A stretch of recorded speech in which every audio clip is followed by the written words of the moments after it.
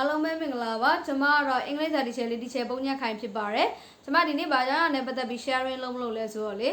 ကျွန်မတို့တခုခုကြိုက်တယ်လို့ရေးချင်တဲ့အခါမှာအဲ့ like ရဲ့နောက်က singular လား plural လားသိကြလားတချို့တွေဆိုရောကြတယ်ပေါ့နော် like ရဲ့နောက်က singular လားမသိဘူး plural လားမသိဘူးလို့ရောကြတယ်ပေါ့နော်ကဲအဲ့ဆိုရင်ကျွန်မပြပြမှာပါနော် I like ကျွန်မပန်းသီးကြိုက်တယ်ပန်းသီးကြိုက်တယ်ဆိုရင် I like apple အဲ့ apple မှာS ပါလားမပါရဘူးလားတကယ်တမ်းက S ပါရပါတယ် apple တိုင်းကိုကြိုက်တယ်ဆိုတော့ခြုံငုံပြီးအကုန်လုံး apple အကုန်လုံးကြိုက်တယ်သူဒီ apple တစ်လုံးနဲ့ကိုကြိုက်တာမဟုတ်တဲ့အတွက်ရေပုံရအပြင် apple အားလုံးကိုကြိုက်တယ်လို့ဆိုလိုချင်တာဖြစ်တဲ့ကြောင့် apple ရဲ့နောက်မှာ S ထည့်ပေးရပါတယ် plural ရေးရပါတယ် like နောက်က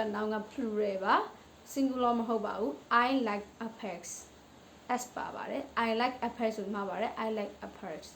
S ပါပါတယ်plural ပါအဲ့ဆိုရင်ကျမတို့ဥမာကျမကြောင်တွေကိုချစ်တယ်ဆိုလဲအဲ့လိုပဲပေါ့နော် I like cats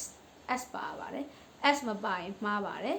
အဲ့ဒါလေးကျမလာရှင်းပြတာပါဒီနေ့ဗီဒီယိုကတော့ဒီလောက်ပါပဲနောက်ဗီဒီယိုမှာပြန်ဆုံပါမယ် bye bye